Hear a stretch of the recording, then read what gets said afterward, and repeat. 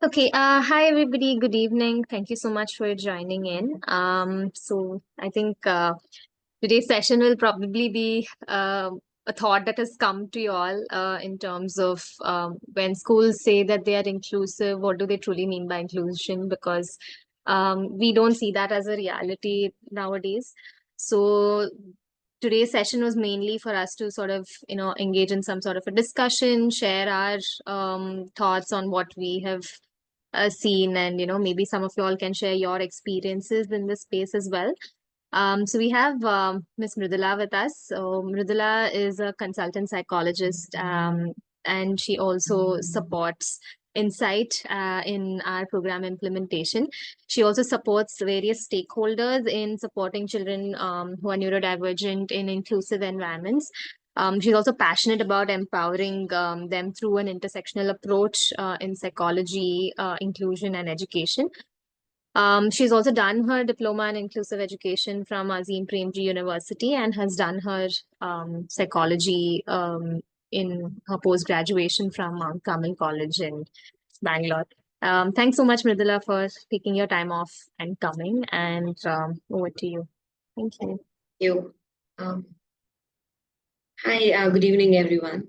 Um, Today we'll be discussing about a couple of topics that you're quite familiar with already, and I hope today's topics that we cover, we do it through different perspectives, and I would love to hear from you all, and also through your experiences with different schools and setups. Um, I'm going to start with my presentation.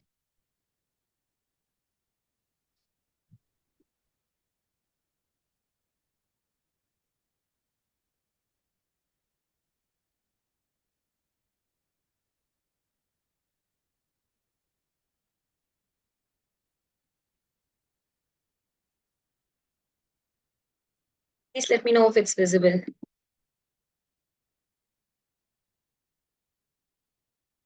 Yeah. It is, yeah.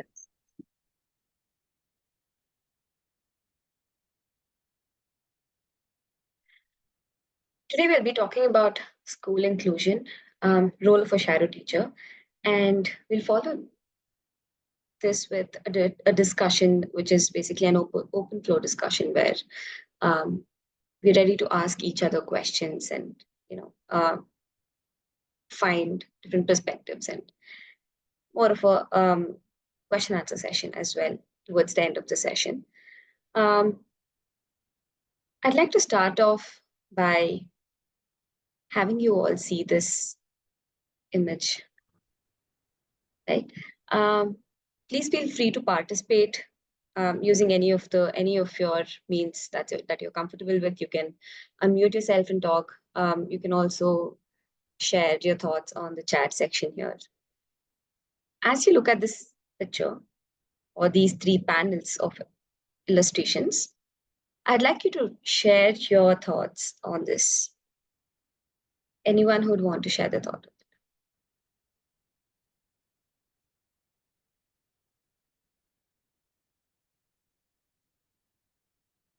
Anything that strikes out to you or catches your attention?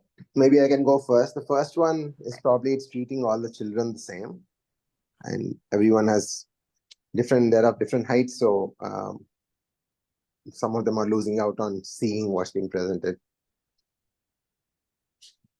Sure. Yeah. Would you like to discuss about the other two as well? Other two, probably they've set it up in such a way that all the three kids are able to get listen to what's going on. The third one is what them being able to take part in what's going on and just not just be a spectator to what's going on, something like that, I guess. Yeah, thanks. That's lovely. Thanks for sharing your thoughts. Anyone else who'd like to share their thoughts?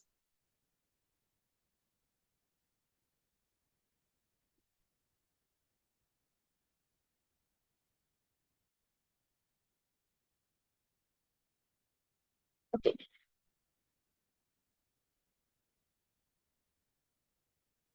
We're going to talk about these three images a little more. And we're going to talk about it through the lens of our context, supporting children, neurodiverse children in inclusive setups, in inclusive educational spaces. And the way we look at three images in our context would be equality, equity, and inclusion. When you look at the first image, you see that everyone is given the same kind of support, right? So when we talk about equality, it's more about, it's an assumption that everyone will benefit from the same support. And because everyone are receiving access to the same support, that's enough, right? So um, this is what we tend to look at when we're talking about equality, right? And then we're moving towards equity. Equity in education is where we understand that each individual is different, each child is different, and therefore there needs to be certain differences in the way we provide support to each of them, right? Uh, and why we're doing this? Why do we need to provide someone else with few other few additional support? Right? It is because they can access the opportunity that's there. You know, so when we talk about equity in education, we usually talk about individuals are given different support to make it possible for them to have equal access to, in this case, the orchestra. And this is what we do a lot in our schools when we talk about giving them additional accommodations and so on and so forth, right? And then there's also the idea of inclusion, right? When we talk about inclusion, we're talking about how we can remove the systemic barrier so that all individuals, irrespective of their diversity and needs, have not just access to the opportunity, but can participate also, right? And the focus here when we talk about inclusion is first looking at it through the lens of how can we remove the systemic barrier that our children face while they're in the pursuit of learning, right? So it's about the environmental changes and how we'll have to focus on removing that and or making it more conducive to what they're learning, as well as understanding that they have to uh, you know be given an opportunity to also participate equally, with equity, and be included in the way they want to be included, right? So having said this and set up a context of looking at inclusion, equity, and equality in our educational space, I'd like to move to the most common question that I'm asked frequently. Which school is the best for my child? Right? And while I have different answers or a set of answers to it, and I try my best to come up with, let's say, a thought process in which one can utilize or think about before deciding which school is the best for the child. I'd like to hear from you all. How do you deal with this question?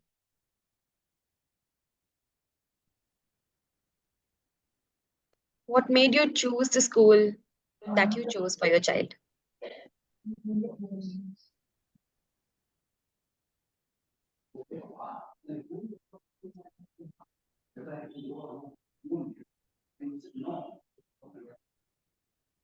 What were some of the expectations that you had while you chose that particular school for your child?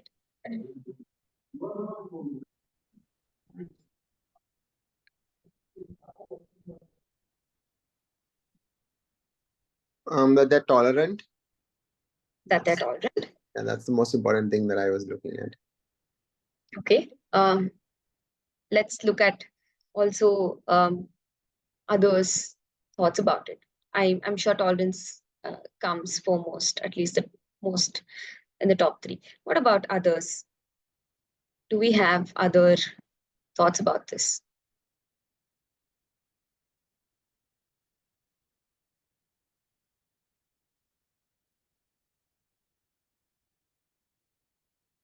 Did we have expectations, or what made us choose the school?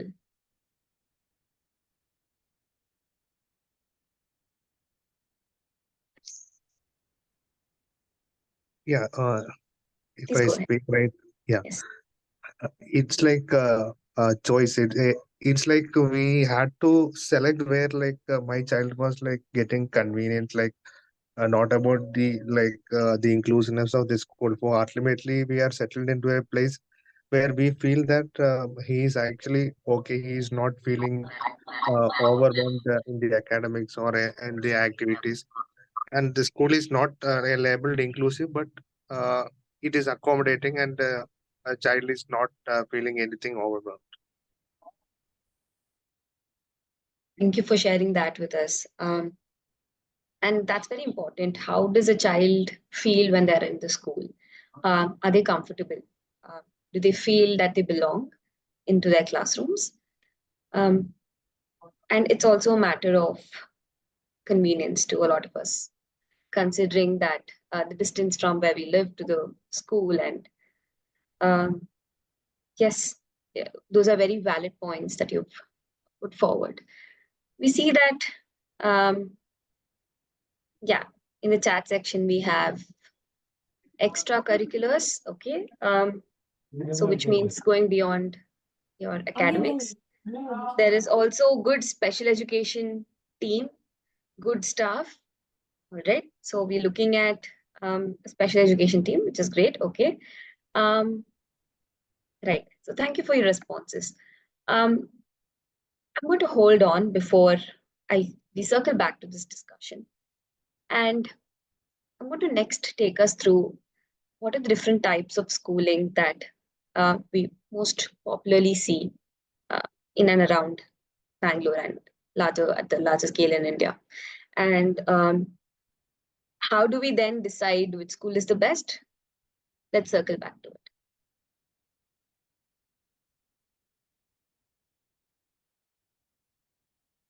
So the types of schools that we're going to talk about are special school, alternative schools, open schools, and inclusive schools.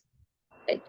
So as we all know, special schools have been here for a very long time, and special schools are schools or educational spaces that cater to children and adolescents with exceptional learning needs.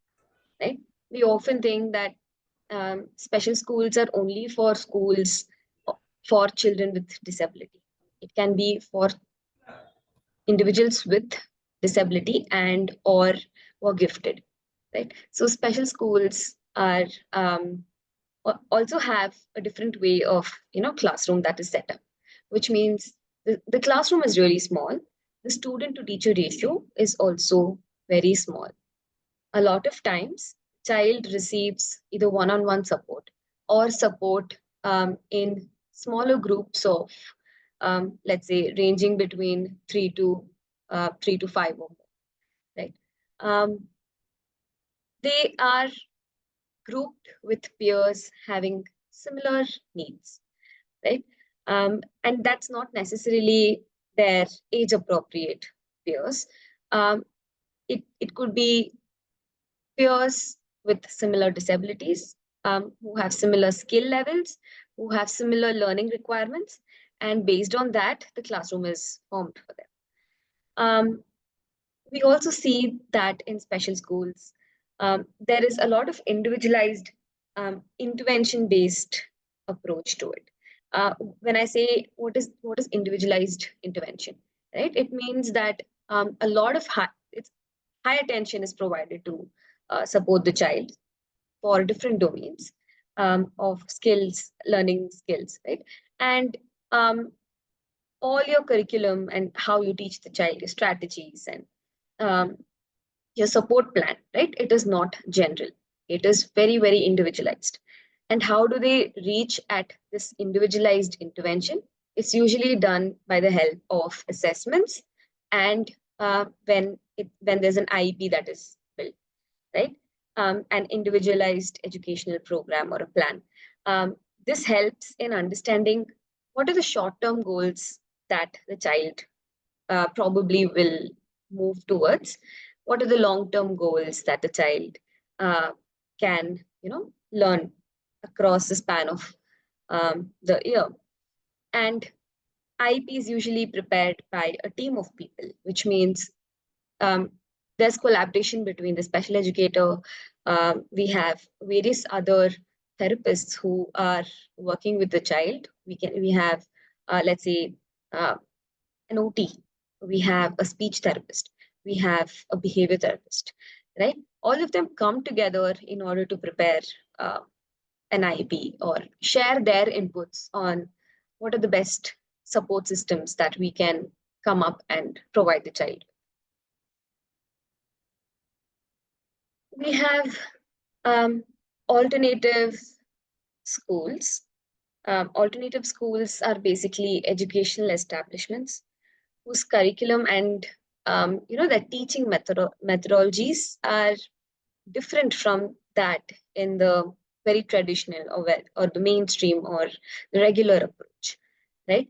And when I say the word different, it's because these schools are driven by specific ideologies or specific approach towards teaching, or they adopt specific philosophies towards learning, right? And it's based on these things that they set up their entire environment, entire approach towards supporting children through education.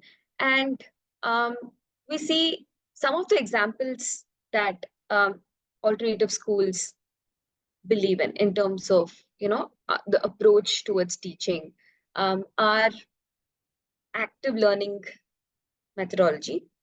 So when we talk about active learning methodology, it would be where the learner is learning through reflection, exploration, and is taking a very active seat, while the teacher or the facilitator understands that their role is majorly in facilitating the child to learn and not being the center of learning. So it's not a teacher-centered learning, whereas it is a learner-centered exploration. And we have game-based education, where the idea is to teach everything through gamification, right? We also have project-based learning, where there are students who's there's a profile that's made from understanding students and their interests and strengths, based on which projects are then they're encouraged to take up projects and learn by doing a particular project. It's also in lines with activity-based learning, right? So these are examples of particular ideologies or philosophies towards learning that some of these alternative schools adopt in order to go through setting up their entire school, and how parents can also expect the school to be, which is non-traditional, a little more, it's not as structured, and it's more flexible, right? We're looking also towards what happens in the classroom. They are again a very small group of students in the classroom. So, and the student to teacher ratio is moderated so that the attention given to each child in the school is higher. And there are definitely very well defined periods of growth for the child. And when they have to write their board exams, most likely these schools are affiliated with certain boards, and students are then helped to participate and complete their board certifications, right? These are the options when we talk about alternative schooling, and we'll next move on to open schooling, right? So when we talk about open schooling, we are talking about how flexible and inclusive schooling or educational frameworks can support students or learners cannot have access to regular schooling, right? So open schooling is very flexible and inclusive, and it's designed basically to promote access or provide access to learners who, for various reasons, cannot attend these regular schools, right? We can look at something like NIOS, which is very popular when we talk about open schooling in India. And there's another thing, which is a Board of Open Schooling and Education, right? So the different boards for even open schooling, amongst them, the most popular is NIOS, right?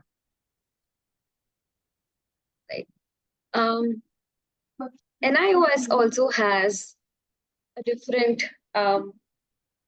different approach to how they're looking at flexibility, right? What is it about NIOS that is flexible and inclusive? I'd like to talk a little more about this. They have something called as OBE, or Open Basic Education, right? In which they have divided classes into 3 levels. There is level A, level B, and level C. So your elementary and middle years are divided into 3 levels, and level A, right, includes classes up to grade 3. Level B includes classes up to grade 6. Level C includes classes up to grade 8, right? And students are allowed to choose various subjects based on their choice and then complete these levels. They also have the flexibility of choosing only specific subjects that they want to cover across a period of 1 year. It is not mandatory that they complete all the subjects in the same year, right? So this is the kind of flexibility that one would experience at open schooling. Post grade 8, they have option for vocational. They have options for vocational educational courses, or they also have option for learners to pursue their secondary education, which is class 9th and 10th, as well as senior secondary education, which is for classes 11th and 12th. Now, this also comes with a lot of accommodations that one can seek while learning and while attending exams, right? So this is about our open schooling in India. Let's talk about inclusive schools. When we talk about inclusive schools, and one of the main reasons a lot of us would want to put our children into inclusive schools is because we want them to be part of all opportunities that other children or children in general receive in regular classrooms, right? That's the idea behind inclusive education or inclusive school as well. At the core of it is, can all children have access to education, right? Can there be schools for all? Right? It is with this intent or with this core idea that inclusive schools set up their practices. So when we talk about inclusive schools, we also have to look at what comes foremost. Inclusive schools have inclusive communities where So when I say inclusive communities, I'm talking about the various stakeholders associated with the school. These could be your teachers, these could be special educators, these could be counselors, these could be other staff workers, these could be coordinators and principal and everyone else, students, friends, the entire school. So they form the school community.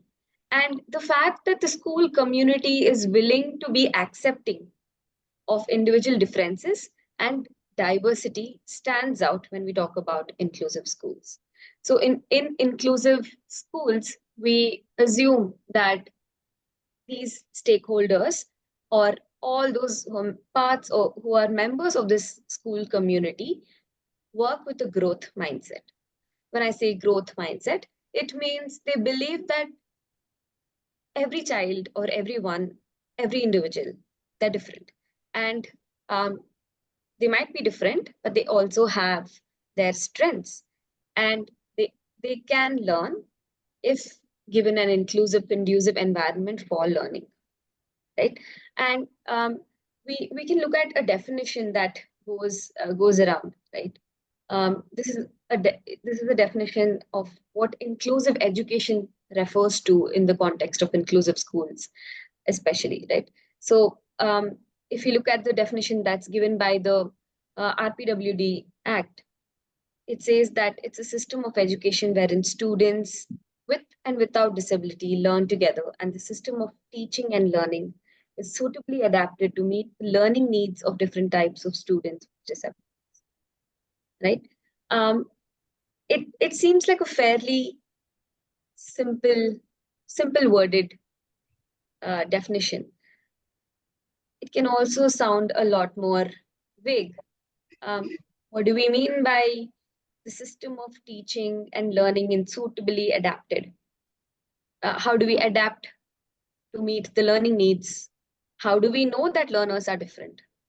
How do we understand that each disabilities, can intrude or can affect one's learning, right? All of these form very complex topics of discussions when we talk about inclusive education. Overall, when we look at the definition, we tend to think of inclusion or what's inclusive in these manners. It could be being inclusive in terms of how I teach, right? But before all of this, it's about, am I having the mindset to understand each one's difference in the classroom, right? And it is only by understanding that difference or understanding the uniqueness of the child will anyone be able to set up an inclusive practice. We cannot set up inclusive practices without understanding diversity, right? And I keep using the word diversity. And when I use the word diversity, I am talking about this in the context over here with regard to neurodiverse children, right? The idea that neurodiverse children are neurologically and biologically wired in a different manner, and they tend to process information in different ways, and therefore they have different needs and different ways to express themselves and the knowledge that they possess, right? So diversity is what needs to be profiled, taken into account before a teacher sets up inclusive practices in our classroom. So when we talk about coming back to this definition and summing it up in terms of the highlights of what an inclusive school does with this kind of definition is they intend to teach in manners that cater to every child. So when they're doing the lesson plan, they take into consideration that I have a child who needs probably a lot more visuals when I teach, and therefore I'll have to provide additional visuals that can benefit everyone in the classroom, right?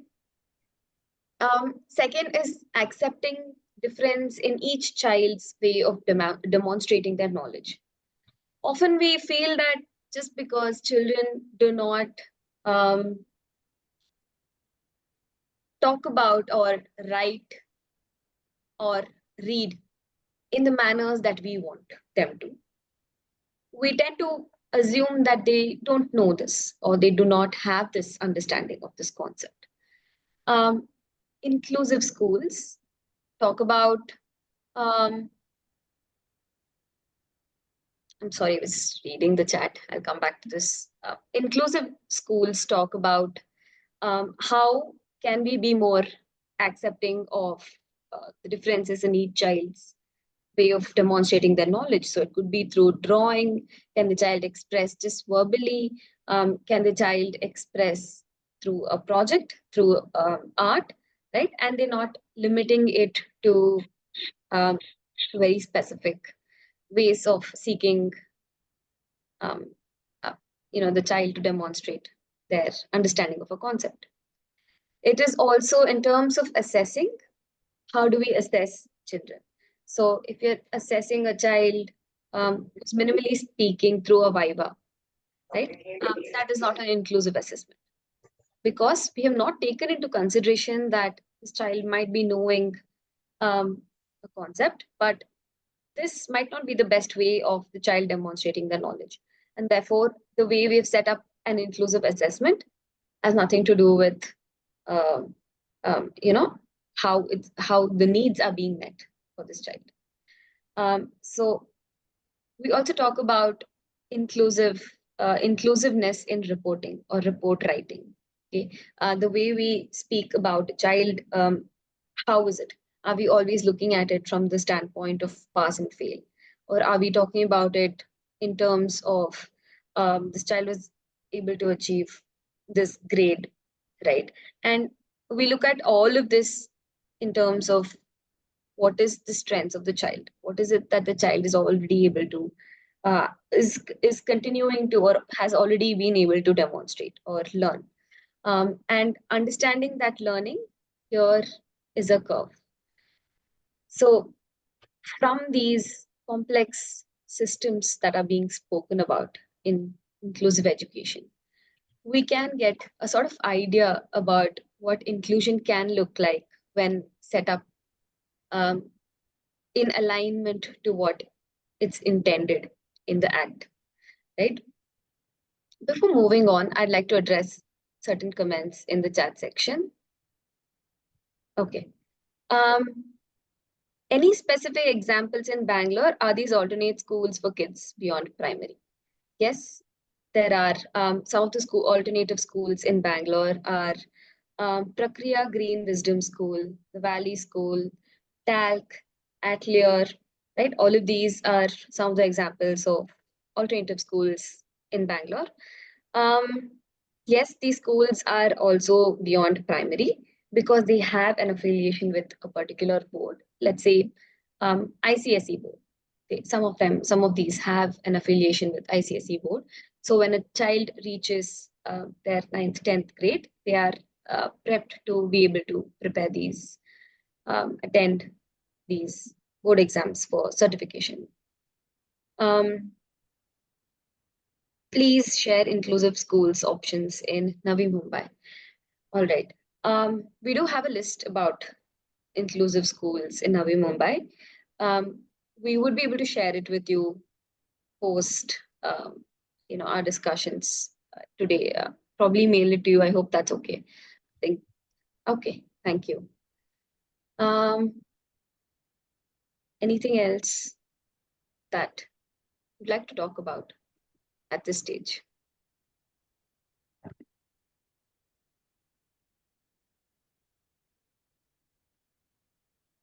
Right. So a lot of you would have probably would have put your child in an inclusive school. I'd like to understand, how has your experience been at inclusive schools?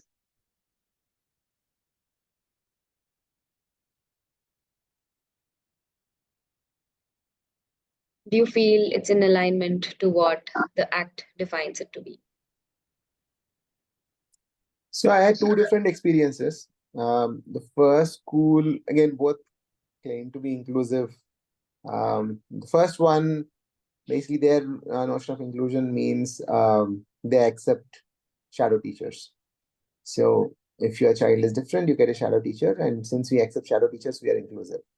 And they honestly did not do anything beyond that to help the kid, adapt to the school or change their teaching methodology or anything like that.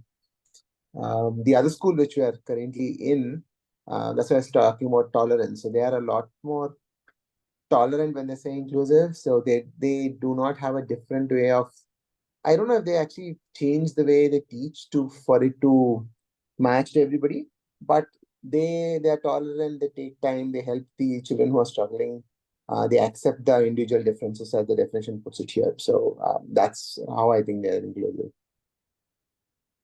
Yeah, that's great. And thank you for bringing this to our notice that how sometimes inclusion can be very limiting, right? In terms of we've now allowed a shadow teacher to walk in with your child, and therefore we are inclusive. While that's in a way, yes, providing the support the child needs in the classroom through the shadow support, right? But inclusion doesn't end there. Or inclusion doesn't end just by having a child in your classroom, or it doesn't end by just allowing the child to linger around in your physical environment. And we have been consistently working with schools in order to, through shadow teachers, to sort of support them and empower them to set up their own systems of practice.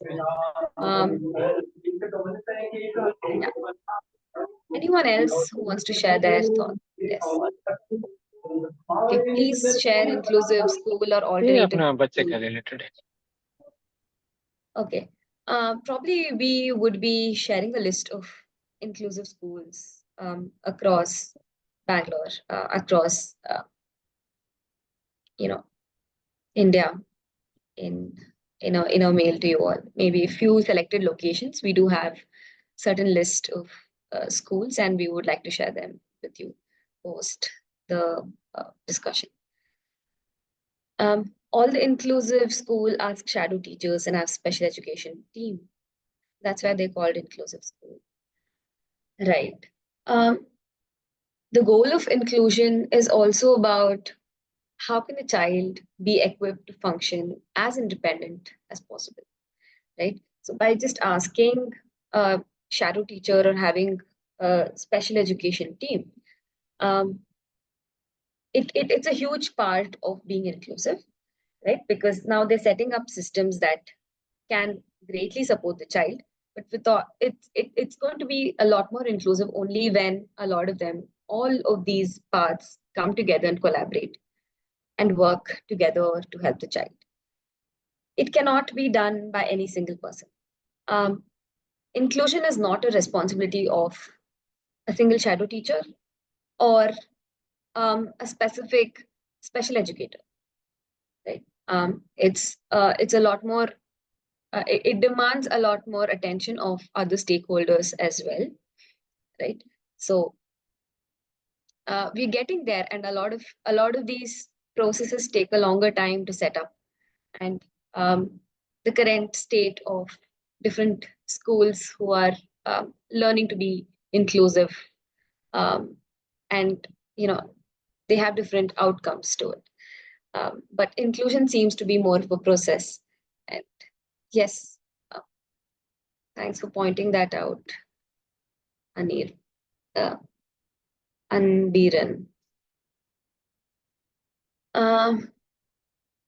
Anyone else who wants to share their experience of sending the child to an inclusive setup? What was your expectation and how did it turn out? How do we know which school is inclusive? Not many are aware of inclusive. Okay. How do we know which school is inclusive? The most easiest way to know that is, does this school allow students with and without disabilities to be part of the same classroom and provide them with the same learning experience, right? What are their admission policies? How does that look like? So you need to look at it from a surface level, and then we need to go down to the details of it, right? What are the admission policies? What could the how could the child be supported in the school? Is the child going to be pulled out, or is the child going to be kept in a separate classroom or a resource room throughout the day, or is it going to be integrated, where there's sometimes the child is in the main classroom, sometimes the child goes to the special send room or resource room. So one of the best ways to identify all of this is by directly going and having a conversation about this in the school. We can also look up their, definitely goes without saying, their websites, but we would have a better clarity about all of this once we interact with authorities who are responsible of setting up the school space to be inclusive, right?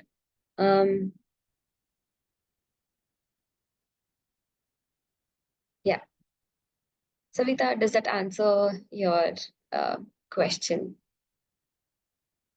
Sorry, like I'm not aware. Like, if you want to go to each and every school, there are many schools, isn't right? It's not possible for us to go to each and every school and identify which is inclusive and non-inclusive. So now, in that case, how can we identify? And most of the schools, like, they're not aware of this inclusive itself. So how do we go about it? Right. There is no simple answer to this, right? Why are most schools not aware of what inclusiveness or inclusive education means? Is also because our teachers in mainstreams or regular schools might not be trained to teach children with neurodiversity or teach children with disabilities, right? So that's one, right? And that's why we can't truly gauge is the school inclusive or not before experiencing it firsthand. The extent to which we gauge it, even through a conversation or two, even in the school, can be limiting, because we may not know the entire extent to which the teachers or the staff is probably able to handle students with diverse needs, right? But we can look up at certain lists of schools that are open for that are open to have children with disabilities in the same classroom as others. Being parts of different communities, parent communities, really help, because then you have an understanding of different perspectives or reviews that we get from different schools, right? So that's a great way to know whether a school is inclusive or not. And these days, we do look at schools who openly do claim that they are inclusive. So you can see they're all over into internet, right? So that's also a way to just get a sneak at which school is inclusive or not. But it's going to be the same hunt that you do to find a good school for your child, right? That's what we can probably look at when we're talking about this. Yes. A lot of times there's one school that we've, like, for a same school, we've heard both both ways of looking at it. We've heard parents come and tell us that the school is great. Right? We have shadow teachers who come and tell that, hey, this is really working out for the student, and we're happy in terms of how inclusive that particular class teacher is and that coordinator is, and how they all are able to work together.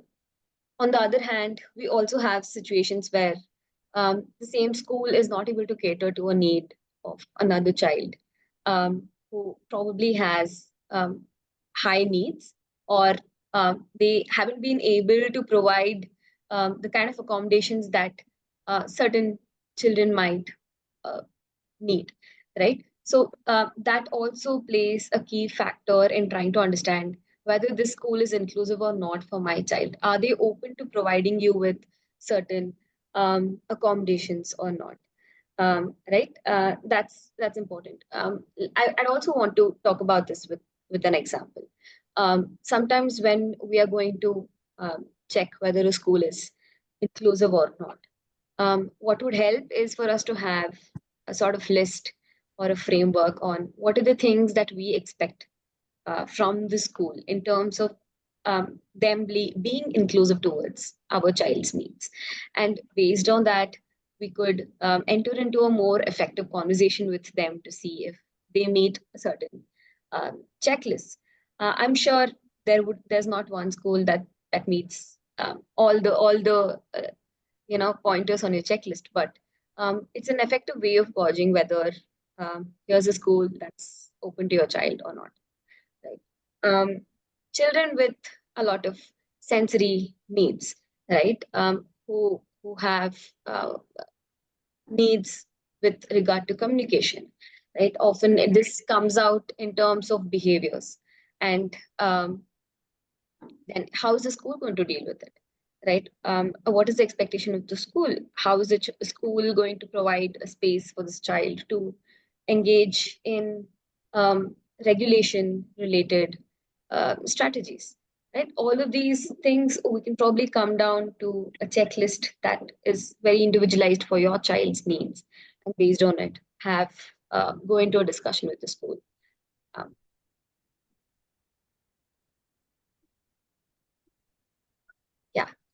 Anyone else who has any other way in order to gauge whether a school is inclusive or not?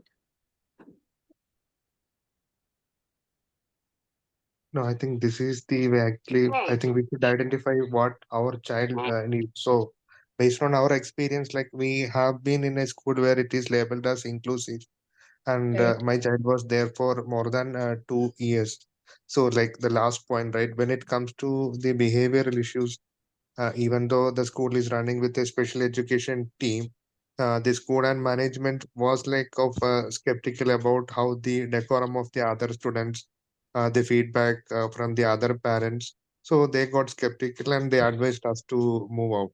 So I think it is very important that what it is required for our child, even though the school labeled as inclusive, we need to share it and then identify whether the school will be accommodating or not. Right. That's a very valid point. And when we're talking about inclusive practices in inclusive schools, one of the ways to address this, right, in terms of the child having higher needs or is expressing themselves through certain behaviors, can we look at it more than just more than attention seeking behaviors or behaviors that are intended to hurt others, right? Because often when a child is acting out or having a meltdown, right, it's because there are some unmet needs first. Second, it's highly likely that they're trying to communicate something, and they do not yet have a communication channel to do so. It's also possible that they're trying to regulate certain certain internal mechanisms, or I would say this, that the environment in which they are in might not be doing well for them at that time, right? So it could be a lot of these things are also challenges that our students consistently face, no matter which classroom they go into. And the only way to go about it is through a process called as sensitizing.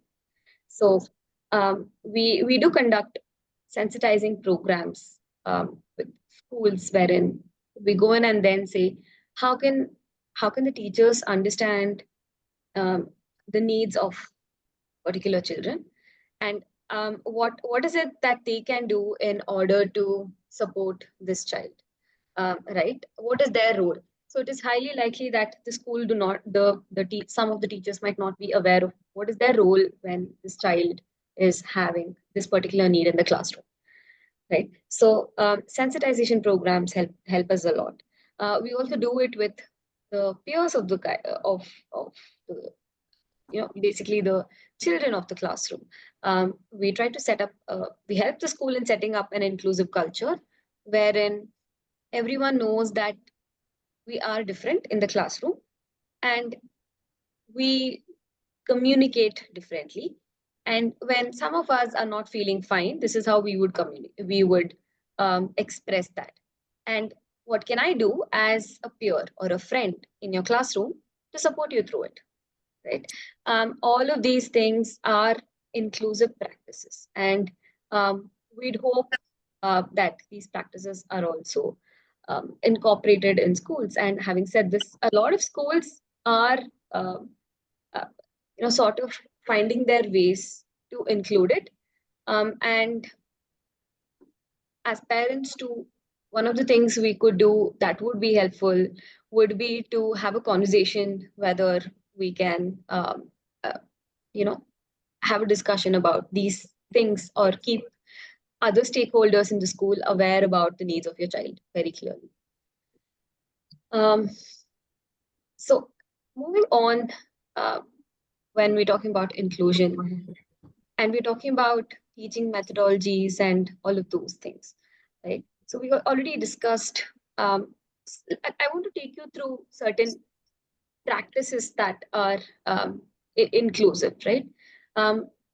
Again, these are not that there's an exhaustive list of what inclusive practices look like. You can refer to it in the index of inclusion. Probably we can share that tool as well with you so that you have an idea of what it looks like. But here are the glimpses of it. Inclusive policies in terms of how are they training their staff to then include children with disabilities. What are the kind of environmental changes or changes in the physical environment of the school they're doing in order to make the school a lot more inclusive for everyone, right? And other related school policies, all of it looked through the lens of inclusive, where they support both the parents and parents of children with and without disabilities, right? Where all of them have certain inputs to share in terms of policies that affect their child in the school, right? So we talk about sensitization programs that I just mentioned.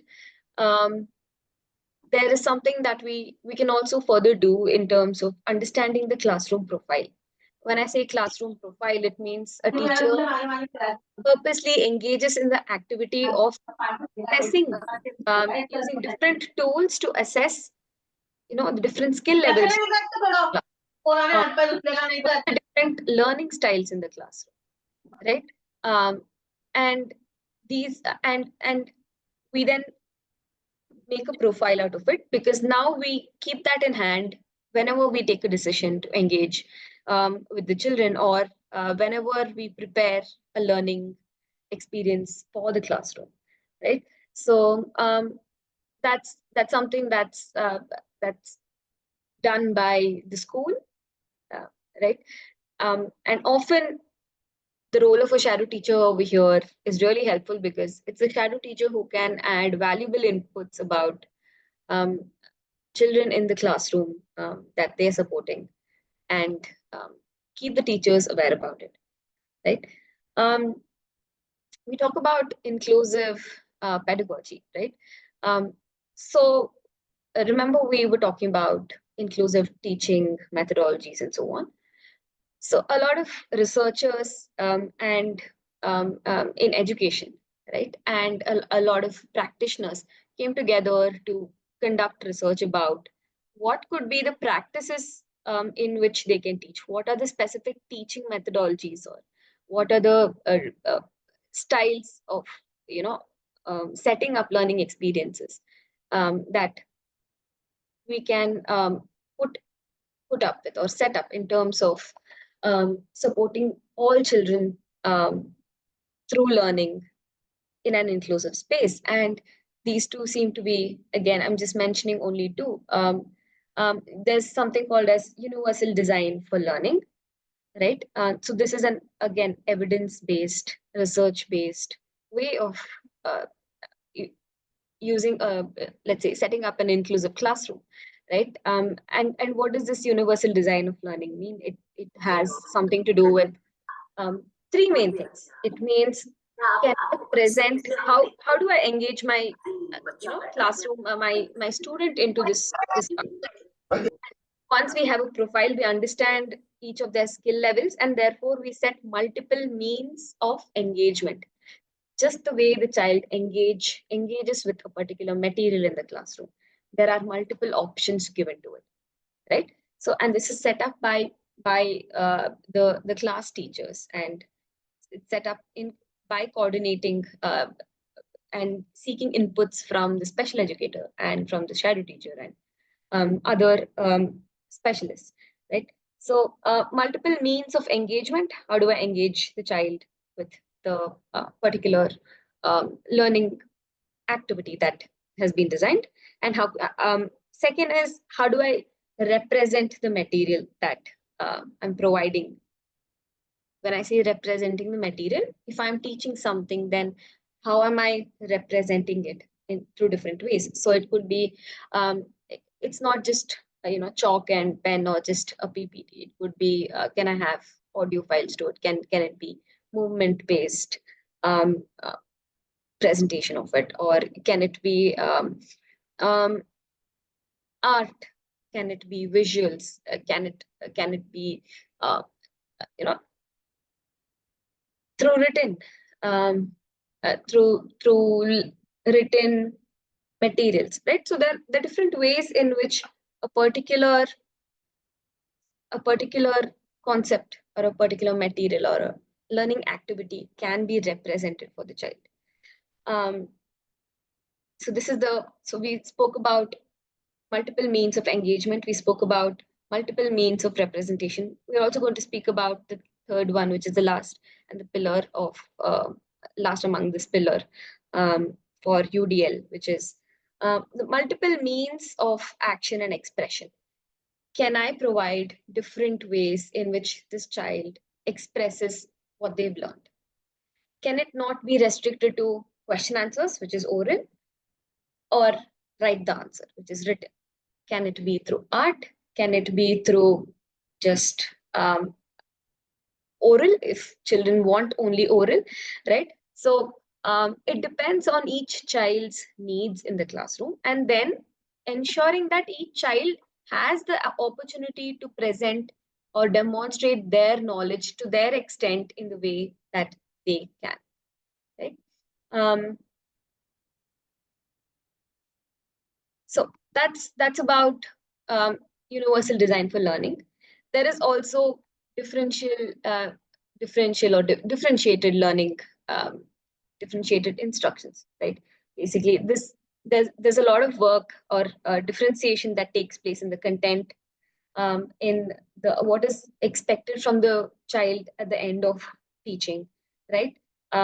Or what is the process that the child will engage in while learning? There's differentiation of it. And how can the classroom environment be more inclusive in terms of, can I set up a space where there's a group activity happening? There are materials for people to engage with individually. There is audio material for the same content that they're learning, because some children love learning through audio. There's AV material, audio-visual material for learning. And then, students rotate. They have access to different forms of learning, and they rotate and experience all these different available forms of learning, right? So I've just spoken to you about two glimpses of evidence or research based inclusive pedagogy, and this is something that inclusive schools, I would say, can look towards or should look towards, as per if they are talking about being a lot more inclusive, right? So when we look at the school being more inclusive than providing a SEND teacher and a shadow teacher, this is what I'm talking about. The role of what the school can do, just giving, moving beyond the process of providing admissions and other support stuff.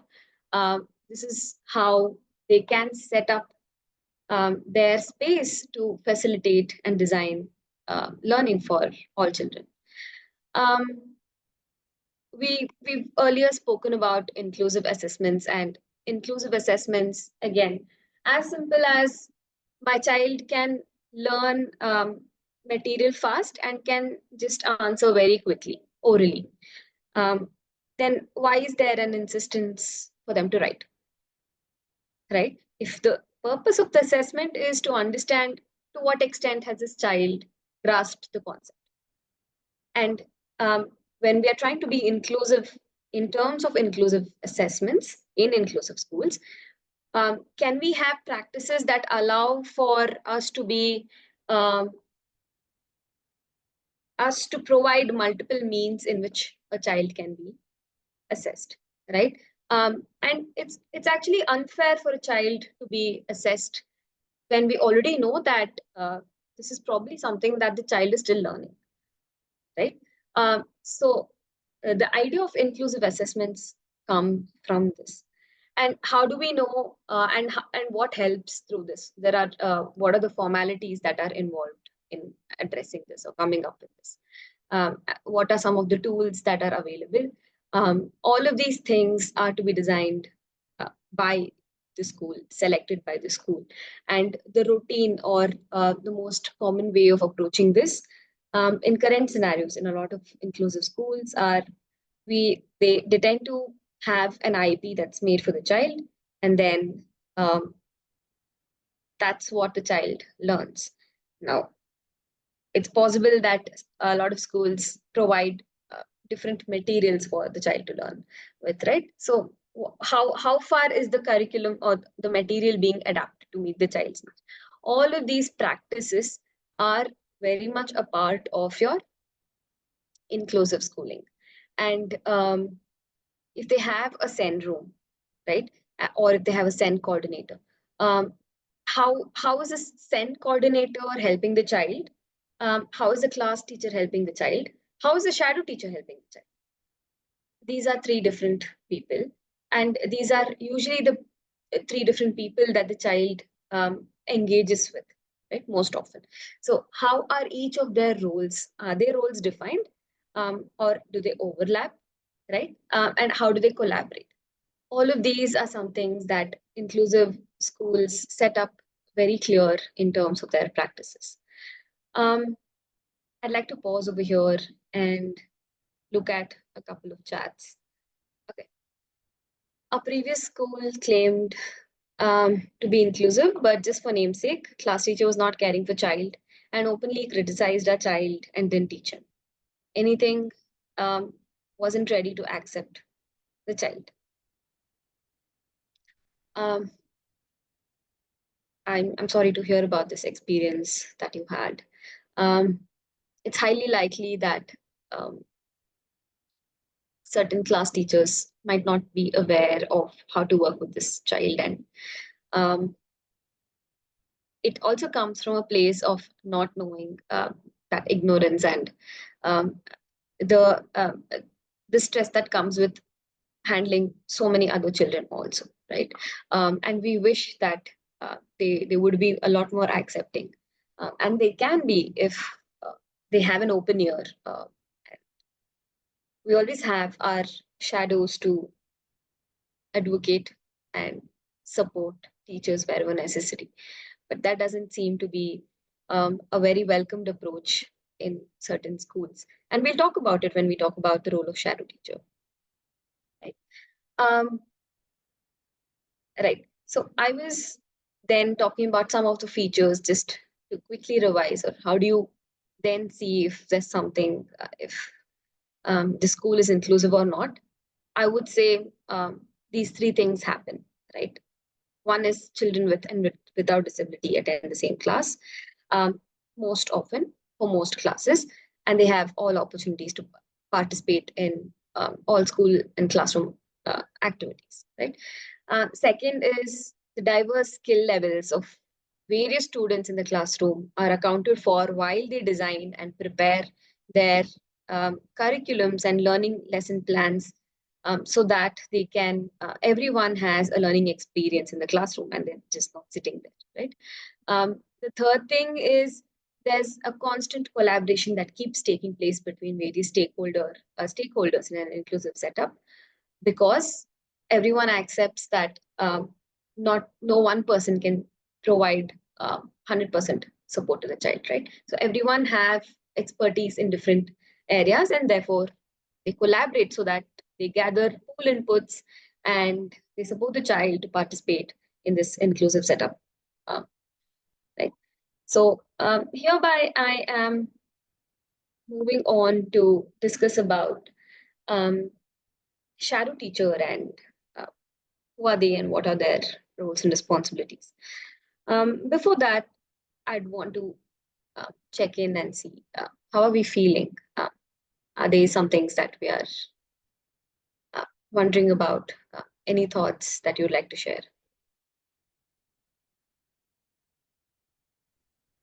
Hi, my name is Roshni, and Hi, my child is 4.5 years old, and he's going to LKG. So, this is the first time I'll be facing a midterm exam, and I know about IEP. I've been trying to research it, so I just wanted to understand how do I go about planning one, and how do I tell the teachers? So, the school is not inclusive in the sense that it is branding itself as inclusive, but the teachers are kind to my child and they are open to feedback, and they actually anytime my son does something good, they tell me that okay, your child has done this today in class, which is a positive development.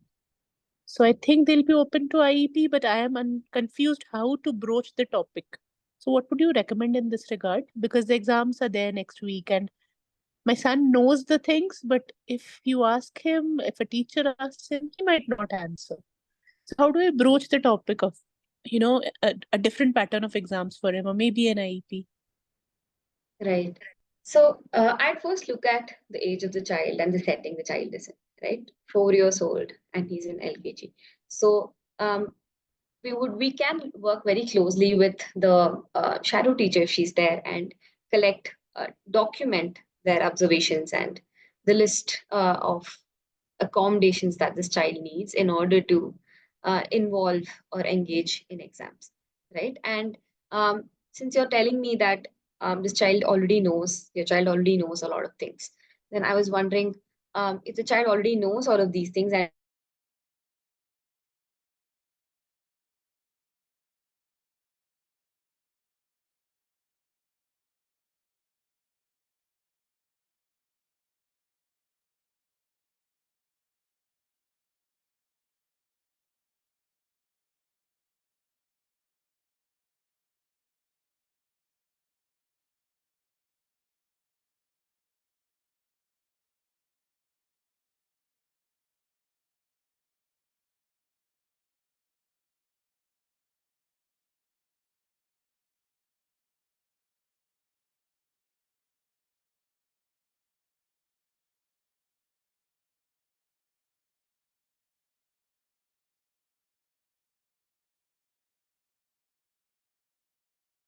Hi, no, I think Mridula's got disconnected, so she's just trying to rejoin.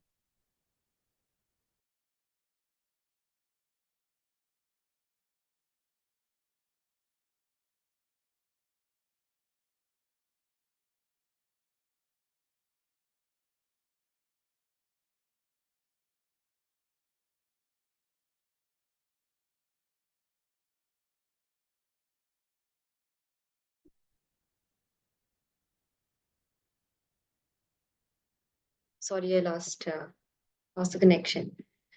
Yeah, we were talking about an IEP, right?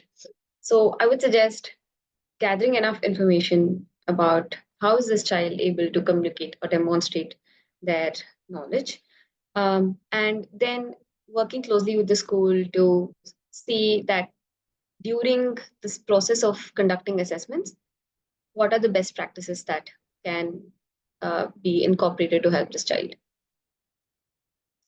right? So if you're looking for an IEP, I'd want to understand, why are you looking for an IEP? Is it only for this particular exam related concern, or is there something more to this?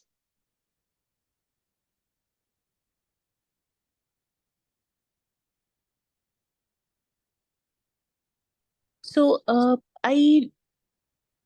the exam mainly now, because when I got the schedule that next week is the exam, that's when the question hit me that my son knows all the topics which are listed here. The questions are given to us, the answers are given to us. We just need to revise it for the children and make sure that they answer. So when I started, teaching him, I realized that okay, some of the topics he already knows, but he's unable to express or answer when I ask him. And that got me thinking that for future perspective also, if he's to continue within the school, and since they have been so nice to me, maybe it's a good idea to think of an IEP so that he does well. I know that it is mostly for older children, but if I'm able to give the teachers a better framework from now itself, maybe the teachers as well as my son will benefit from the same, because the teachers are open to accommodating my son's needs. So even they will have a better framework, and in future when another child comes in, they will be able to guide that child and that parent. So from that perspective, I'm thinking that why not have it from the beginning itself, so that that inclusivity comes in from the grassroots level. Right.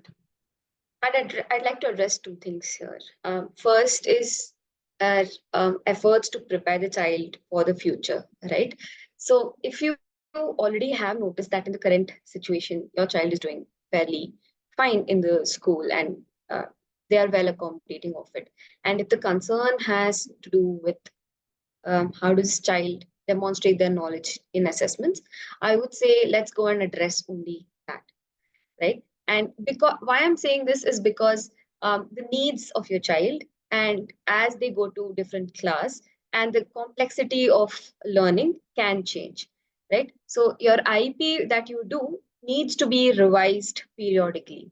Usually when an IEP is formed, we tend to look at it in terms of how do we have discussions on a quarterly basis to track the progress of the child, and what are the kind of adaptations or accommodations this child can benefit from in the shorter months, 3 months, 6 months, or annually, right? So if you're looking at that through this lens in an LKG setup, and if your child you already know that your child knows these things, probably we can just have this discussion openly with the teacher, saying that the way in which I assess the child, or the way in which he prefers to demonstrate his understanding, is through object based. Maybe you give him options and then he's able to pick something. Versus, I'm again giving an example. I don't intend to say make this as an assumption of your child. So we'll have to first then observe what is his demonstration, and then we can go in and seek that kind of approach that the teachers can just take and support the child. And a framework that works for one child might not really work for another child.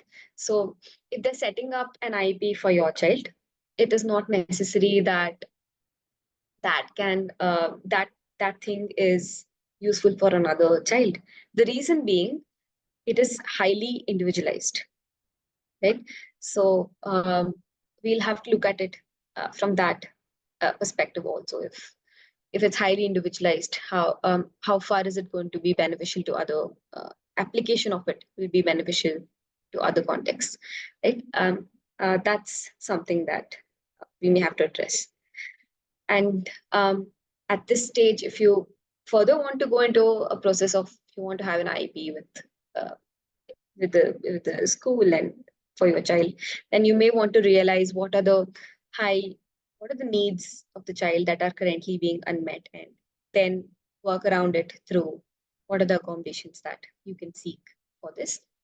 And I'd say that's the way to look at it. Thank you so much. Thank you, ma'am. I have a question here. So, rather an observation. So, the reason I know that IEPs are very individualized and based on individual child's needs, but I think it's a good approach if the school is open to, even accepting kids like mine. So, if I go ahead and talk to them about IEPs. They will also get the awareness because, like you say, sensitization matters. So Right. slowly, wherever we are in which, if the school is open to good ideas, maybe if all of us parents, like, in our own battles, we go ahead and get these IEPs started. So hopefully, like the next set of parents who come down the line, they'll also benefit from this.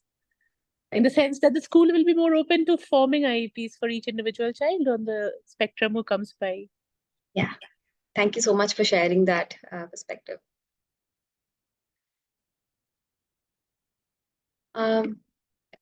Anyone else who would want to talk about your experience with an inclusive school, or any questions surrounding what we just discussed?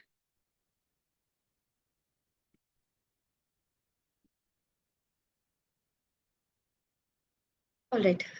I'd now be moving on to the role of shadow teachers, and I'd like to start with who's a shadow teacher, right?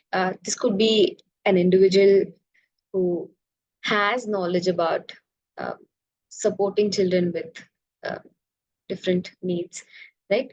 And usually these are individuals who provide that one-on-one support to the child in the school environment.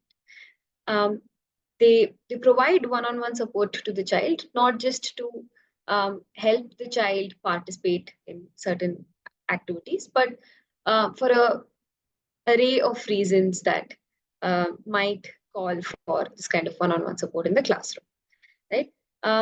Let's look at some of the roles that shadow teachers tend to have when they are there in the school, right? They start off with I'm going to talk about this in terms of in alignment to what's been happening, especially at Insight, what they're being trained to. And some of these things are what we prioritize on at Insight. And I want to talk to you about this in this context. Having said that, let's look at some of the roles and responsibilities of a shadow teacher and what they do, right? They engage in building rapport with the child and observing the child in the natural setting, which is the classroom setting, right? This is one of the first things that they're responsible to do.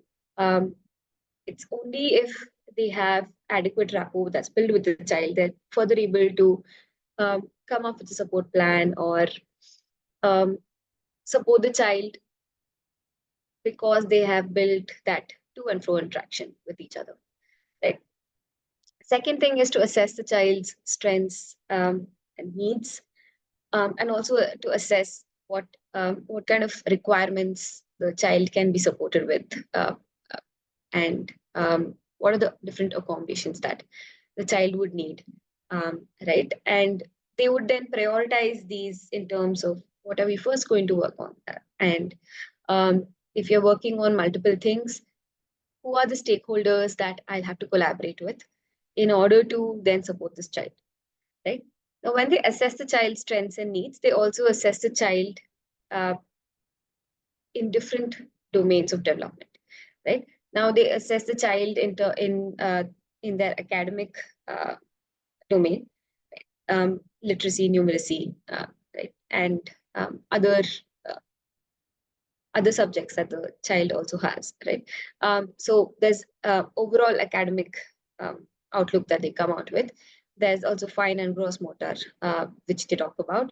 They talk about communication requirement. They talk about social requirement, right? In terms of what are the social skills that the child currently has and so forth, right?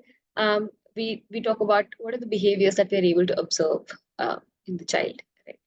And we try to understand, are there any triggers to it, or what are the patterns underlying these behaviors, right? And then only through collaborating with different stakeholders. When I say stakeholders, I would say, okay, let's say the child has, needs help with communication. Then a stakeholder over here would be a speech therapist that the child is already going to, right? If the child is already going to. And if they're already working with a communication therapist, then what are some of the strategies that they have been working over there, and can that be brought to the class to help the child perceive what is happening and also to express their needs and basically express themselves, right? So it can be something to do with communication. It can also be something to do with sensory integration. Does this child have feel overly stimulated? If so, then what are some of the things that I can do? And again, we'll have to coordinate with a relevant and a specific SI therapist, and then involve these into our intervention or support plan for supporting the child in the classroom through sensory integration activities, right? With special educator, you have to be a shadow teacher usually coordinates to understand what kind of strategies could be thought, let's say with regard to a specific set of subjects, or learning, basic learning, how to learn skills, and what are some of those strategies that can be used while working with a child in the classroom one-on-one. With classroom teachers, a coordination is very crucial because they are there in the same, two adults in the same classroom, right? So what is the kind of support that the teacher can provide in terms of supporting the child to participate in the classroom? What can the teacher do in order to present her learning material in further in ways that can also interest and engage the child that the child with diverse needs has in this context, right? So it's the shadow teacher who gathers information from various stakeholders and then comes out with a support plan that that is used to support the child, right? Usually all the support plans that we do goes through one filter, and this filter is this neuroformative or not, right? And this is a very umbrella term when I'm talking about it. But here, if I have to break it down, these are parts in terms of, is it child friendly? Does it understand that everyone can be different, and therefore we're accepting differences rather than trying to get them to mask and behave in typical ways, right? Is this a violation of child's rights?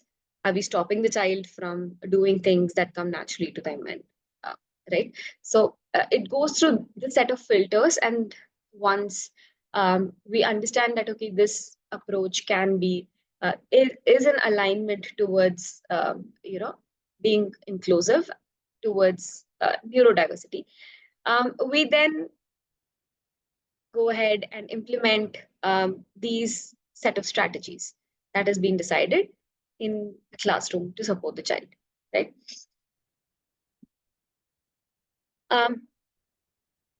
So a shadow teacher's role is also to provide individual instructions, wherein the shadow teacher understands what is the extent to which the child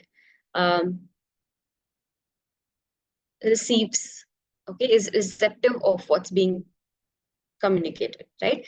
And how many words should be there, should there be in instructions? So we often see that when there's an instruction that's given to a general classroom, it can have 3 steps of instructions, or it can be of really lengthy sentences, right? It is the role of a shadow teacher to then break that down and communicate that to the child in the style which is easier for the child to receive that kind of instructions, right? So the intervention is also, as we discussed earlier, highly individualized, right? A shadow teacher adds a lot of inputs towards an IEP, and again, through this individualized approach, they support the child through academic needs in the classroom, to socio-emotional needs. For example, how can I facilitate two peers in terms of interaction through a game, right? And it could also be in terms of if the child is extremely overwhelmed, and what kind of strategies can we provide the child to help the child calm down, or to help the child regulate themselves, right? So in terms of regulation, how do we work? What strategies work for this child, right? Um, Communication needs, as discussed earlier, they work with what strategies around communication systems, which is not just limited to speech. We have a lot of our shadow teachers who are using AVAs also to support children, or it could be object-based communication, or it could be picture-based communication, right? So there are different ways in which communication needs of the child might have different communication styles, right? Or the current communication, based on the current communication assessment level the child is in at, there's a plan to support the child through that as well. A huge part of what shadow teachers do is also advocate for the rights of the child.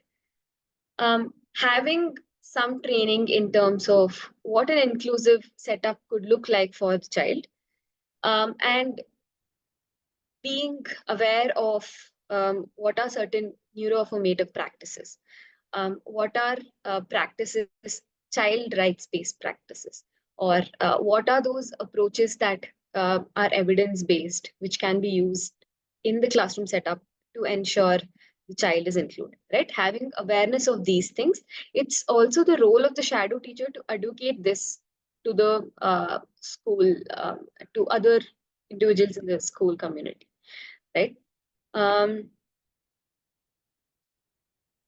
So I'm just looking at a chat. So, yeah, glad to meet Calm Light. I'm also a Calm Light batch. Okay, thank you. Glad to meet you too. Happy to know that. There's also another note. My child is hyperactive, moderate. I want to know how can a shadow teacher help the child to increase the sitting tolerance in class. My child is coming half day, missing out other half. He is currently in class 1. Okay. Your child, when you say the child is hyperactive, and you're saying that the sitting tolerance is low, right? So we first tend to gauge what is the time duration that the child can generally engage while doing a particular task, right? That is something that we try to gauge in the first place. Second is we understand that sitting tolerance requires certain skills which the child currently might not have developed to sit for longer durations of time. And if it is an inclusive setup, we'd also want to see why is there a need to sit and do an activity all the time. Why can't the child stand and do that activity? Or why can't the child be allowed to walk around in specific spaces, or in designated spaces, or across the classroom when the child is not disturbing anyone else, right? So in a lot of inclusive classes, in terms of if you look at literature and how they support while we are building inclusive classrooms, we look at classrooms that have calming corners, or they have a specific space that's designated for children to just go and walk and meet their requirement for movement. It's highly likely that if children choose to walk while they're listening, a teacher who's coming with an inclusive mindset is okay with that, right? That is what we would then suggest. So we design activities that are well structured, which means the activity has a start, it has a stop, where to stop at. The child predicts what is going to happen next, and the child is given adequate breaks to move around, right?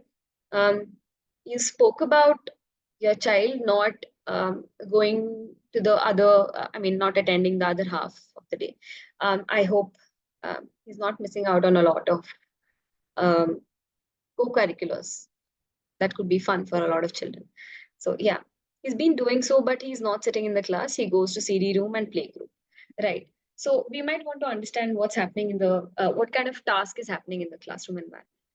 Is it something that he doesn't have the required skill set to do? Right? So we may also want to check what is it that interests him in the CD room and the play group, and try to bring in those concepts or those things into our classroom, so that he finds the environment a lot more appealing and fun, right? Okay, yeah. So we can have further discussions about it. I'd want to know a little more about your child, so that I can further support you through that. My child is in ICSE school and he's a slow learner. Looking at syllabus, it's huge for my child. How should his IEP plan? How should be his IEP plan to go ahead for future? Okay, so when you look at an ICSE school, we can also look at the kind of accommodations that the school gives, the board gives, right? And so that is in terms of understanding what are the provisions available for the child, right? And if you're looking at syllabus and if you're looking at IEP, how that can support, you can look at what is the extent to which the child needs to be supported through the syllabus, right? Are we expecting the child to complete all the chapters? What is the support plan over there, right? It's based on the assessment of the teachers and the special educators very much involved in this. So what could the accommodations further look like? If can the child answer briefly, right? Instead of in huge sentences, especially when we talk about science, can the highlight be just to talk about the keywords, right? Or what are the other needs that your child might be currently having, and then an IEP can be planned based on that kind of assessment and needs. There is no set format in which an IEP is followed across all schools, right? An IEP format in terms of a template differs from each school, right? Can IEP be planned for homeschooling and special school? Yes, IEP can be planned. Now, what happens with an IEP? This document is really important because this sets the foundational understanding of what are the requirements of the child, and it helps hugely in terms of assessment towards the annual end of the academic year, right? You can plan for, if you're looking for homeschooling, can you elaborate a little more about in what context, which grade is this child in, and why are you looking at an IEP for homeschooling?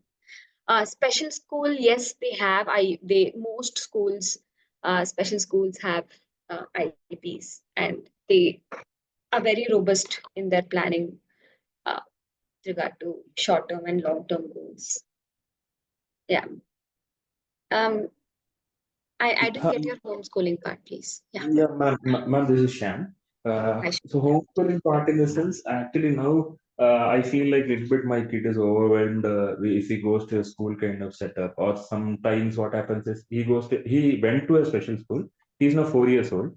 He went to a special school 6 months back. There it was a group kind of school, so they had their own curriculum for children who are non-verbal, for children who are verbal and understanding at a particular level. So they made their own curriculum. So they have started to teach their own curriculum, and he had some sleep issues or the behavioral issues, different things. So at that time, I did not even plan for shadow teacher, because the shadow teacher concept did not even strike to me, because I am sending to a special school. Even if special school starts for asking shadow teacher, what is the point of special school? I was of that idea.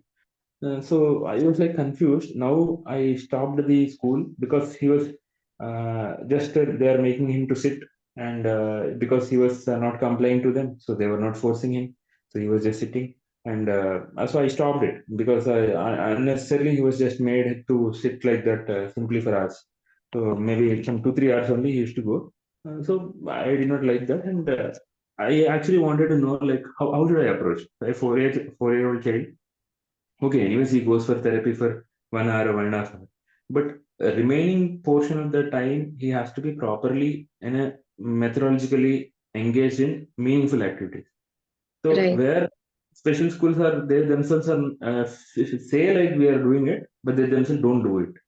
So when we go for inclusive school, they say like they also want the calm type of guys. They don't want the children who are jumping, running here and there. They have their own explanations of it. So I can't go there also. So I'm like stuck. So what is the better option? Right. So again, considering that this child is 4 years old, and what we're talking about is in an inclusive setup, it would look like a preschool, right? Um, I'd want to understand what are the reasons for schools to turn away from your child, because a lot of our children that we support with in different schools do have these behaviors, and it is only due over a span of time that they we find out means to support the child that works, and then there's a shadow teacher who's there supporting the child one on one, and it resolves a lot of our concerns in a inclusive setup. So I'm really wondering why inclusive schools or preschools otherwise have not been accommodating your child. Um, when you're talking about homeschooling for a preschooler, um, I don't see the need for an IEP over here, because you have the total control of setting up what it is that your child you want the child to learn, right? So something as simple as what are some of the preschool related activities or curriculum that you could look into, and just keep exposing the child to different concepts at different stages, right? Um, that that can be something that you might want to look into if you're homeschooling, because it would at this stage for a 4-year-old child, um, it doesn't look like he needs an IEP for homes at home. You might as well look at the topics that he can be exposed to. A lot of preschoolers are exposed to, then just support him through those activities at home. Okay, thanks, ma'am. Understood. Thank you. Hi, Manju, you have shared. Hi, my daughter is in grade 2 studying in CBSE school. Is it mandatory to have both Kannada and Hindi subjects as well, as we feel learning both the subjects would be quite difficult? We want to know how to approach the school about this. No, it is not mandatory to learn both the subjects, because it's something that the child can be exempted, right? But how do we approach the school towards it? Most schools would then come back and ask, do you have a diagnostic report? Does this child have, they unfortunately keep looking for a diagnostic report that says that this child has a specific, whatever, um, identified difficulty disorder, right? And then they would go ahead and provide an exemption for um, the subjects. You can initiate this discussion with the school and first check whether they really require, they require additional documentation to provide exemption. I'm sure a lot of these schools do require. So you may want to go in and check what is the line of documents that they would want from your end in terms of it could be a UDID card, right? It could be something from a pediatrician or child psychiatrist or a special educator or a clinical psychologist who's saying that there is an identified difficulty with this, and this is being suggested. And you may want to then proceed and check with school for this. Usually, when it comes to having these exemptions for board exams, this starts way earlier in 9th standard, 8th, 9th standard, where there's a UDI, there's already the school asks for the disability certificate, followed with they have their standard operating procedures. There's a letter that you'll have to probably write as this is the requirement that you have understood from the diagnosis of so and so person, and then that letter gets validated from others in the school. It goes to the school principal, and the school principal further states validates it and processes that further to the CBSE board. And it's the board who then which then comes back and says that yes, there's a permission that's now granted, and therefore this child is exempted from other subjects, attending other subjects in the school. So this is the standard process that's followed across a lot of CBSE schools for any kind of exemptions that we're looking at.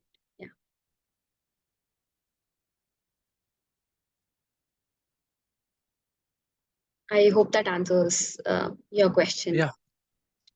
Yeah. Yeah. Thank you so much. This is also available in the CBSE website. If you could just look into the standard operating procedures for seeking accommodations for your child with disability, then you can find that.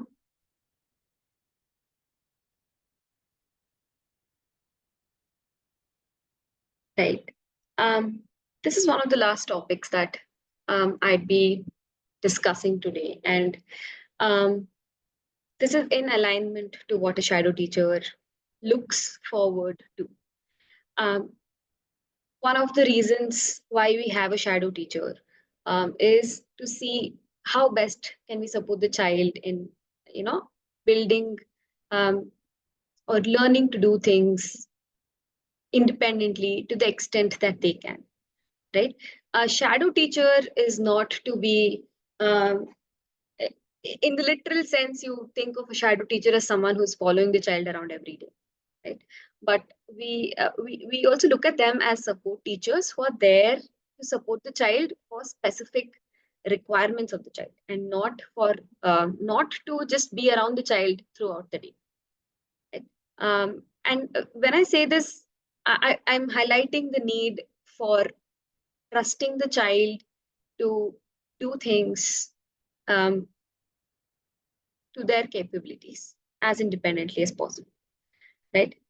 If we are not going to allow them that space, then they also will not be able to explore that these are the things I can probably learn, and this is how I need to interact with my peers without a shadow teacher. This is how I need to, probably do a particular task without my shadow teacher, right? Although it's a huge process, and it usually takes it could take months or years to move towards independence. It's the role of a shadow teacher to ensure that wherever possible, the child is learning to be independent, right? And we have a process that we follow when we're trying to send the child to the school independently. Usually conversations about can my child go to the school without a shadow teacher turn up when we realize that the child does not really need a lot of support in a lot of areas, right? It doesn't mean that the child doesn't need support. It means that the child doesn't need the constant involvement of a shadow teacher throughout the school time period, right? So what we do is we tend to set up an effective weaning off plan for this, right? And what does this mean? This means that can I look at what are the resources and support systems available in the school who can come together and support this child without the shadow teacher? Because the child, now we have been able to figure out in what ways the child probably is best supported with, what are the supported practices the shadow teacher does, document all of it. And then there is an ongoing discussion with the child's peers, teachers, SEN coordinators, counselors. We also discuss with parents as to how they can fill in certain help through additional ways to support the child, which they're already doing, right? And other support staff in the school, how can they then come forward to support this child who's showing less requirement for one-on-one support throughout the schooling period. So I want to give you an example of each of it. And I want to talk to you about one child whom we helped through. I'm going to call her Elsa because that was her favorite character from the movie Frozen, right? And Elsa's journey towards going to school independently was a very long one. And this conversation started 8 to 9 months before this actually took flight, right? So what did we do over here? We first gathered this understanding from the shadow teacher as to what are the areas in which the child actually needs you, and what are the areas in which the child doesn't need, right? And then we also had a discussion. We collected feedback from various teachers, all the subject teachers of the child, and we took the feedback from the SEN coordinator. We looked through her IEPs and sort of figured out that she's able to cover a lot of it, and she would be able to do it further going with the help of what we have already set practices by the shadow teacher, right? And then what we did was we went in and brought the peers into the peers are her classmates. So how did we involve them? We identified a group of students who are really supportive towards her and whom she's friends with, basically. And we set up a buddy system over there, right? So buddy system is you have, in simpler terms, you just have a friend who knows how to support you when you need it. So let's say this child is not writing, and we had a friend who sits next to her who just prompts her to write, right? As simple as that. It could be there is a activity like a sports day or an annual day dance practice or whatever, and it is highly likely that our children feel overwhelmed during these situations, right?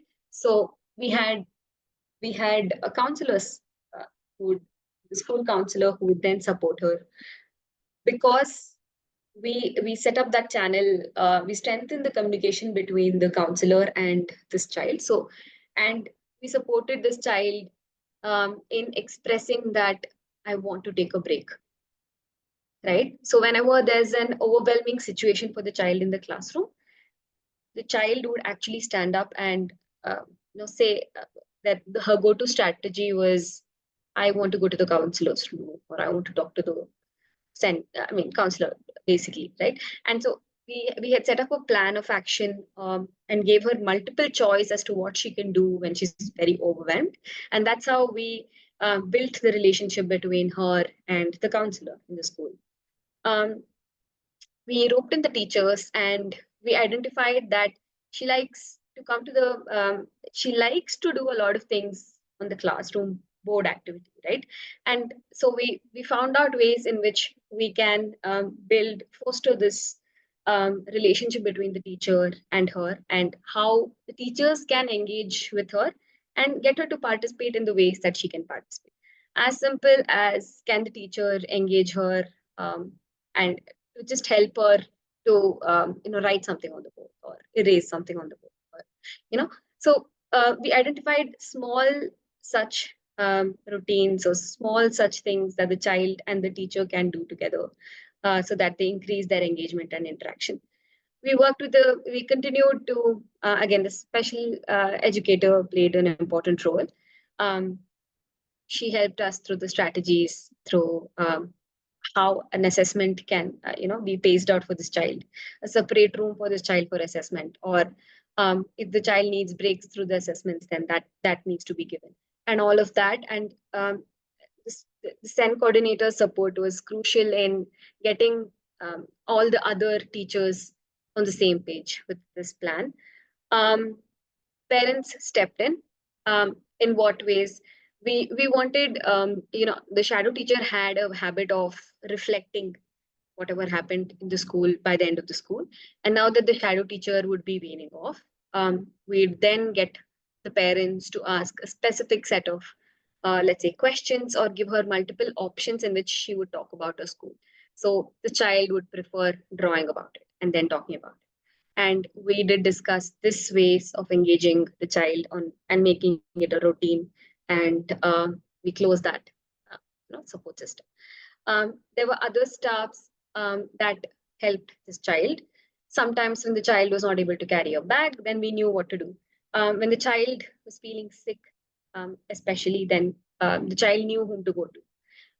So all of when the child spilled something and the teacher's not in the classroom, right? The child knew which or which support staff I'm supposed to go to, right? So these are the different support systems that we set up initially, and we continue to observe, to strengthen and use these support systems consistently.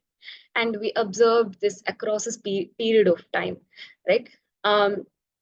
We had a list of strategies that we had understood through our interactions with her parents, as well as certain other specialists who worked with her. And we ensured that the school allowed a calming space for her and helped her to regulate herself, right?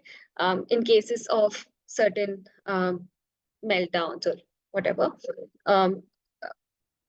the child always knew that there's something that I can look forward to when and feel supported about, right? So this took us a lot.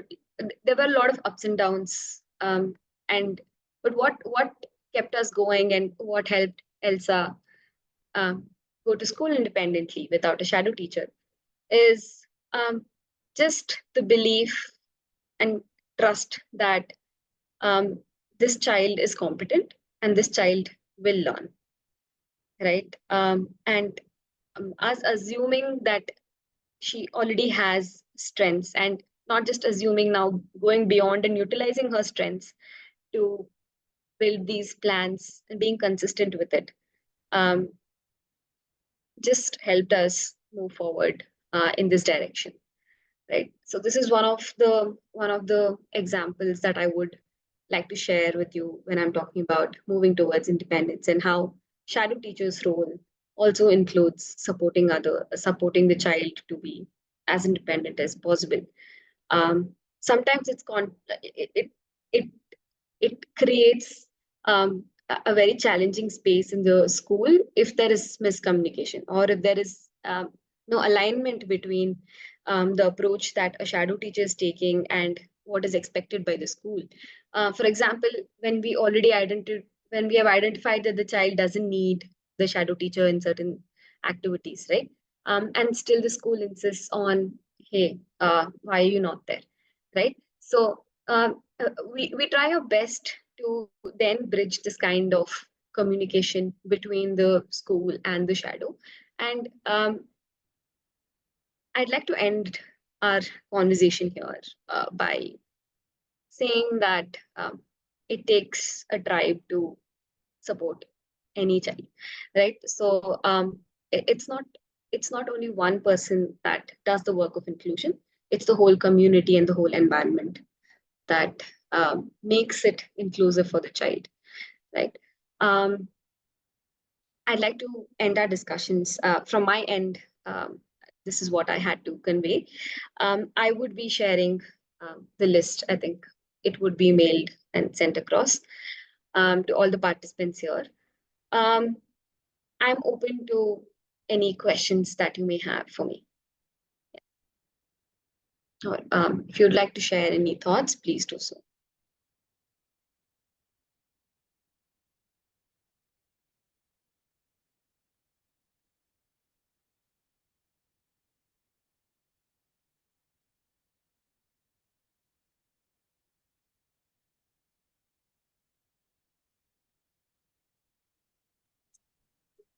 Mridula, I have a question here.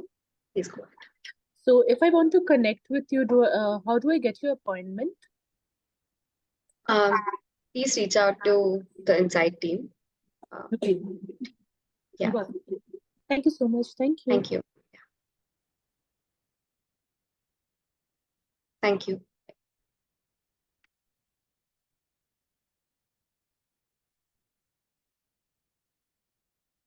Yes, it will be shared, Shweta. Thank you.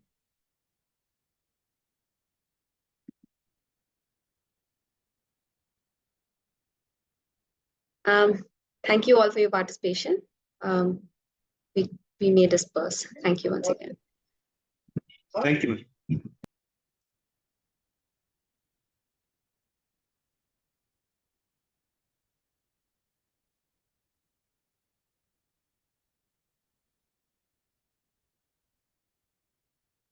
All right. Thank you, everybody. Thanks for joining in. Thank you, Mridula. Thank you.